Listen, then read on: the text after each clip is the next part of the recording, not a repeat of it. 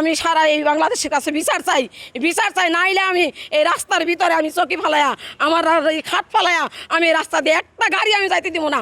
এখানে আমি আমার জায়গার মধ্যে আমি জায়গা দখলে রাখবো। 2019 সালে ঢাকা-টাঙ্গাইল মহাসড়কের উন্নয়ন প্রকল্পের জন্য গাজীপুরের শফিপুরে আসমা বেগমের 4% জমির মধ্যে 3.5% অধিগ্রহণ করে সরকার। অধিগ্রহণের পর দ্রুত ক্ষতিপূরণের টাকা পাওয়ার কথা থাকলেও আজও সেই অর্থ পাননি এই নারী।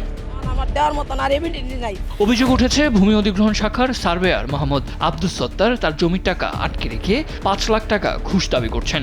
আগেও এই কর্মকর্তা দুদকের মামলায় অভিযোগে অভিযুক্ত হয়েছিলেন এবং জেলও খেটেছেন, কিন্তু কারাগার থেকে বেরিয়ে এসে আবারও একই ধরনের কর্মকাণ্ড চালিয়ে যাচ্ছেন।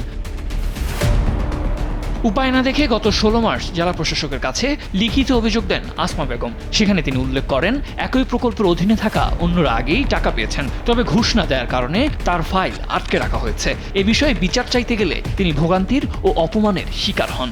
সব সমস্যায় আমি সমাধান করে দিচ্ছি। এখন আস্তে আস্তে তার ভূমিকা হলো সে আমার কাছে টাকা চায়, যেমন 5 লক্ষ টাকা দেন আসমা ভাই, আমি আপনার বিলের ব্যবস্থা করতেছি। আজকে গত 4 বছর ধরে তার কাছে পিছিয়ে আমি ঘুরতেছি। 2019 সাল থেকে তার পিছিয়ে আমি ঘুরতেছি।